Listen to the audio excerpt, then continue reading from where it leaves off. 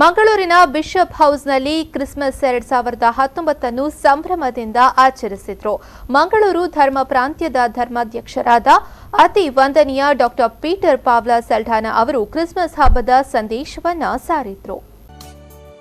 ನಗರದ ಬಿಷಪ್ ಹೌಸ್ನಲ್ಲಿ ಕ್ರಿಸ್ಮಸ್ ಹಬ್ಬವನ್ನು ವಿನೂತನ ರೀತಿಯಲ್ಲಿ ಸಂಭ್ರಮ ಸಡಗರದಿಂದ ಆಚರಿಸಲಾಯಿತು. ಮಂಗಳೂರು ಧರ್ಮ ಪ್ರಾಂತ್ಯದ ಧರ್ಮಾಧ್ಯಕ್ಷರಾದ ಅತಿ ವಂದನೀಯ ಡಾ ಪೀಟರ್ ಪೌಲ್ ಸಲ್ಡಾನಾ ಅವರು ಕೇಕ್ ಕತ್ತರಿಸಿ ಕಾರ್ಯಕ್ರಮವನ್ನು ಉದ್ಘಾಟಿಸಿದರು.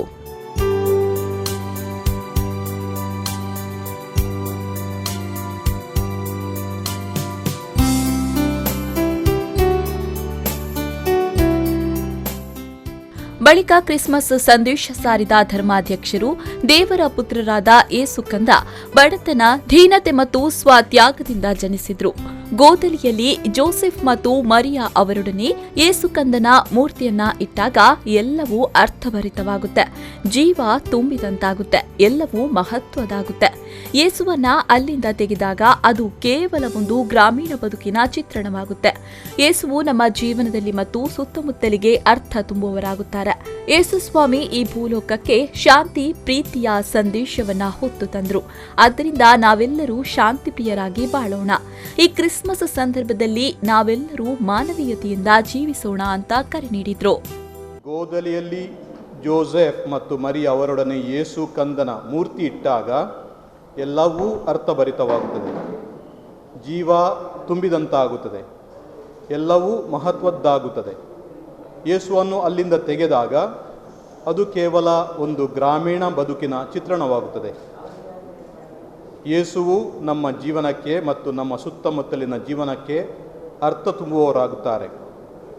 ಯೇಸು ಕ್ರಿಸ್ತರು ಜನಿಸಿದ ಆ ಕಾಲದಲ್ಲಿ ರೋಮನ್ನರು ಸಾಮಾನ್ಯ ಬಡ ಜನರ ವಿರುದ್ಧ ಅನೇಕ ರೀತಿಯ ಬಲ ಪ್ರಯೋಗ ಮಾಡುತ್ತಿದ್ದರು ಮತ್ತು ಕ್ಷುಲ್ಲಕ ಕಾರಣಗಳಿಗಾಗಿ ಅವರನ್ನು ಕೊಲ್ಲುತ್ತಿದ್ದರು.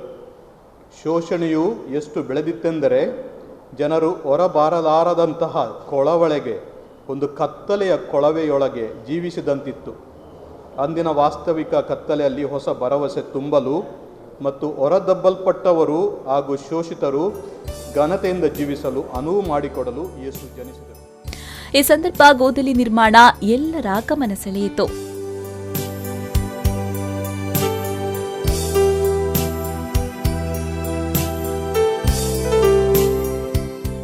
ಈ ಸಂದರ್ಭ ಮಂಗಳೂರು ಧರ್ಮ ಪ್ರಾಂತ್ಯದ ಶ್ರೇಷ್ಠ ಗುರುಗಳಾದ ವಂದನೀಯ ಮ್ಯಾಕ್ಸಿಮ್ ನೊರೊನ್ನ, ಮಂಗಳೂರು ಧರ್ಮ ಪ್ರಾಂತ್ಯದ ಚಾನ್ಸಲರ್ ವಂದನೀಯ ವಿಕ್ಟರ್ ಜಾರ್ಜ್ ಡಿಸೋಜಾ, ಮಂಗಳೂರು ಧರ್ಮ ಪ್ರಾಂತ್ಯದ ಸಾರ್ವಜನಿಕ ಸಂಪರ್ಕಾಧಿಕಾರಿ ವಿಕ್ಟರ್ ವಿಜಯಲೋಬೋ, ಮಾರ್ಸೆಲ್ ಮೊಂತೆರೋ, ವಂದನೀಯ ರಿಚರ್ಡ್ ಡಿಸೋಜಾ, ಎಲಿಯಾಸ್ ಫೆರ್ನಾಂಡಿಸ್, ದಕ್ಷಿಣ ಕನ್ನಡ ಜಿಲ್ಲಾ ಕಾರ್ಯನಿರತ ಪತ್ರಕರ್ತರ ಸಂಘದ ಅಧ್ಯಕ್ಷರಾದ ಶ್ರೀನಿವಾಸ್ ಸಿಂದಾಜೆ ಮೊದಲಾದವರು ಉಪಸ್ಥಿತರಿದ್ದರು.